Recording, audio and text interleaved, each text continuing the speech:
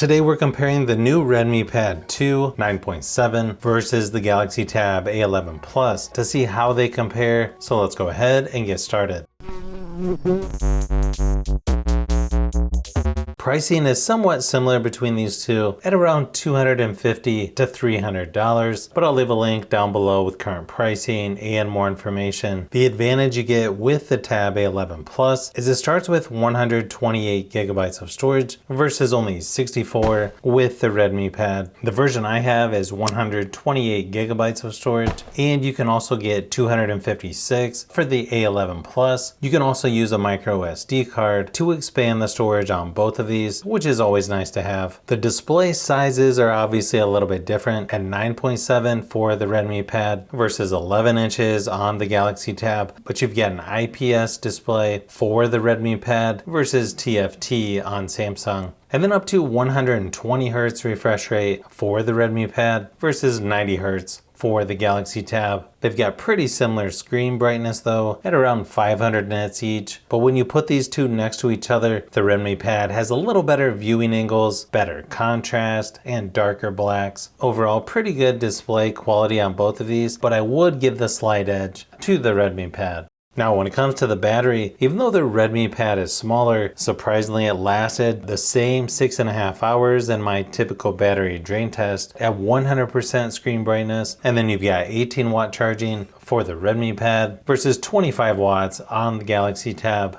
The software is going to be somewhat similar between these two, considering they're both on Android 16, but you can see the Redmi Pad looks very similar to an iPad, even right down to the settings icon. I don't think you can go wrong with either, and some of this is going to come down to personal preference, but I do feel like you get some extras with Samsung, like Samsung DeX, if you want to be a little more productive. You also have the edge panel over on the side and the taskbar at the bottom. Now I do see mixed information online for the Redmi Pad, but it looks like 5 years of major software updates with possibly longer security updates. So not quite as good as Samsung with their 7 years of software and security updates, but still pretty nice to see budget tablets like these getting longer software support. Now, one big advantage for the Galaxy Tab is when it comes to performance. As you can see by the benchmark results, the Tab A11 Plus has quite a bit better GPU performance as well. I know just moving around the software, the Galaxy Tab definitely feels faster with its MediaTek Dimensity 7300 processor versus a Snapdragon 6S 4G Gen 2 processor in the Redmi Pad. The Tab A11 Plus starts with 6 gigabytes of RAM versus only 4 for the Redmi Pad. I believe you can turn on their extended RAM to make things feel a little bit faster, but I don't know, that in my experience, virtual RAM never feels quite as good as having more physical RAM. I think the Redmi Pad is a little more comfortable when gaming with its smaller size. It's just easier to reach things on the screen, but you can do some light gaming on both of these as well. But if you want the tablet with better performance, the Tab A11 Plus is definitely one of the better options out there in this category, especially when compared to previous versions.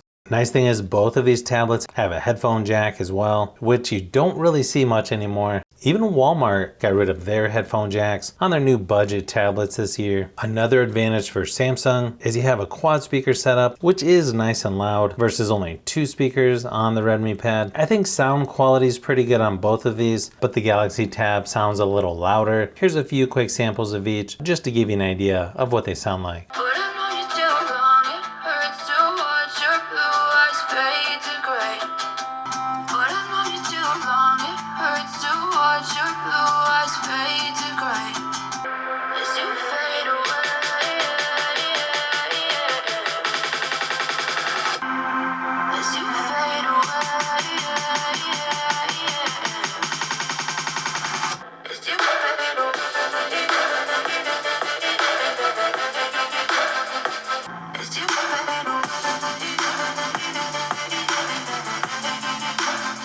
As far as cameras go, these two are very similar, with an 8 megapixel camera on the back, 5 megapixel on the front for both tablets. You can also record up to 1080p resolution for video recording on both as well. But here's a quick sample of each just to give you an idea of what to expect.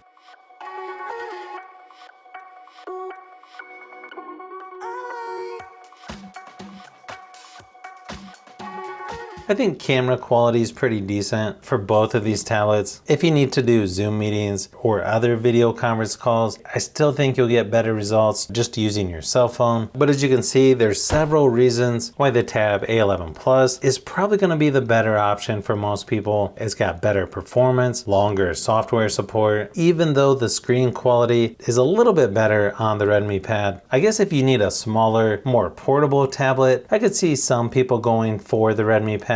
So definitely some things to think about if you like tablets, phones, and other tech. I've got a lot more comparisons that I'm working on as usual, so you'll want to keep an eye out for those upcoming videos.